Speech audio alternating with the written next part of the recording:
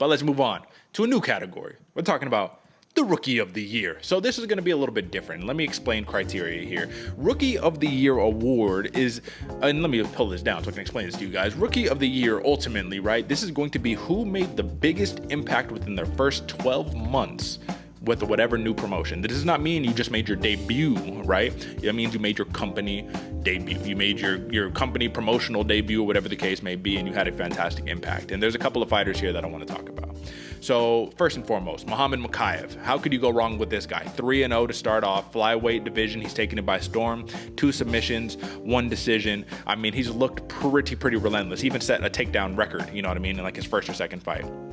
You have to include Raul Rosas Jr., right? Now, technically, only 1-0. I mean, if we're really talking about it, he's only 1-0 in the UFC, right? He has that one win against Jay Perrin, right? Fantastic. But he did get a win on the Dana White Contender Series. He made his debut at 18 years old. And for that reason alone, I think that he broke a lot of barriers here. He made a lot of history, and you have to be considered for a Rookie of the Year in that respect, right? Oh, yeah, man. And I mean, just for name value, and it might be a little bit of recency bias again, but just for people that have made an impact and that have actually fought in the UFC, because there's another one that I feel like we couldn't include in Bo Nickel because we just haven't seen enough from him yet. But for name value, Rosas, man, this dude makes an impact. I think so. Now, of course, how can you not bring up Caio Borralho, right? Borralho. Apologies if I butcher your name again, man. 3-0, 3 decisions after he got passed up on Dana White Contender Series. So what he's been doing, AJ, you have to admit, it's been really impressive. But when you compare him to the other names on this list, there's just one thing that's lacking, and it's finishes. Everything else has been domination. Grappling, wrestling, jiu-jitsu, domination. Where's the finishes at? You know what I mean? Do you agree? Do you feel the same way? I do, and for some reason, I feel like it's either the brass that doesn't like Borralho, or somewhere right there, this dude's not getting enough, and it might be because of those finishes, and I think that's why I'm overlooking him as well. But look out for this dude, man, because if he can find his rhythm, he's a very dangerous fighter. This dude could be a champion right here. I think so. At the rate that he's going, I think he could definitely be a champion. People aren't going to like it because of his style, but he doesn't care. So that's the other beauty right there. All right, man. You also have to mention, how can you not? Jack Della Maddalena, man. 3-0, 3 knockouts, 3 first-round finishes. I mean, come on, can't go wrong with this dude. And then Jailton Almeida, man, 3-0, 2 submissions, 1 knockout, 3 wins in 3 different weight classes.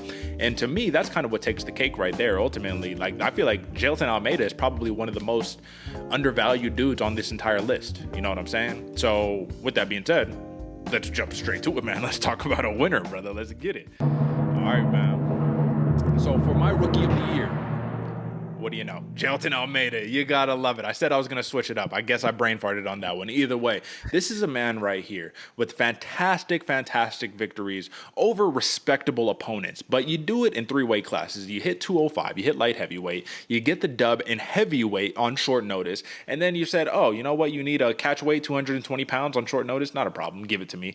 I'm gonna finish everybody. 3 first-round finishes, 2 by submission, 1 by knockout. How can you not be impressed with this dude? And here's the thing. I'm going to be completely honest with you guys. Even though Jailton Almeida is my winner on paper, in my eyes, if I could award it to 2 people, Jack Della Maddalena gets the other win. Here's the reason why. Maddalena, 3-0, 3 knockouts, 3 first-round finishes. The only thing that Jailton Almeida takes the cake on for me is that he did it in 3 different weight classes. When we're talking about being a problem, I think that's a problem right there. And then to kind of conclude this rant of this pick right here, Jailton Almeida is a guy that when you watch him shoot in on somebody, when you watch his pure just aggressiveness, it makes you scared sitting on the couch. Like, I don't even want nothing to do with this dude because he is too relentless. With that being said, AJ, man, that's my pick. Now I'm going to hand it on over to you. And it looks like we are rocking with you. You are rocking with my man. And my pick, Jack Della Maddalena, fan, for Rookie of the Year. I'm with you, Derek. These last couple of categories, whether it's Rookie of the Year, Submission of the Year, have been so super close with both who we're picking. I almost thought about Jailton Almeida because you're right, man. Anybody who's willing to step up to the plate any day, anytime, any place, that's my kind of fighter, man. And that's what Uncle Chael preaches. I like him, but also at the same point, Jack Della Maddalena, this dude comes in to fight, and he comes in with a purpose in there, man. He's not just in there to take part, man. This dude's coming to take over. And look out, because Jack Della Maddalena had an impressive year. I do agree, Derek, that a little bit of me really likes that fighting in 3 different weight classes, getting a first round finish in 3 different weight classes. I feel like personally, Jack Della Maddalena has a lot of the media press behind him. Almeida is one of the most underrated, overlooked fighters of the or coming into this rookie year. But Jack Della Maddalena just has a little bit more or a little bit more push for me. So I think that's maybe what's influencing this decision. Either way, a very tough decision, and we got a nice rookie class coming into these fights, or coming into these years that they're going to be fighting, man.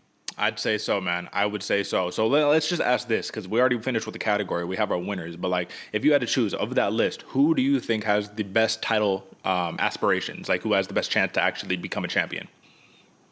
Ooh, man. Probably Matt. Well, I don't know, because Almeida, he can finish it in multiple ways. Not saying Maddalena can't. I'm still gonna go Maddalena. I don't know. I think just because they has so much like momentum behind him, he has an easier way to get there. But I think Almeida has a lot. Well, we'll see if he has more tools into it. But what do you think? If I had to rank them, like, literally 1 through, like, from 1 being the best, 5 being, like, the worst, Jack Della Maddalena, number 1, Jelton Almeida, number 2, give me Muhammad Makayev, number 3, Caio Bahayo, number 4, and then Rosas Jr. last on that list. Simply one fight. We don't know. We haven't seen anything of him, really. But, man, talk about a rookie class, man. We're going to have some fun ones in.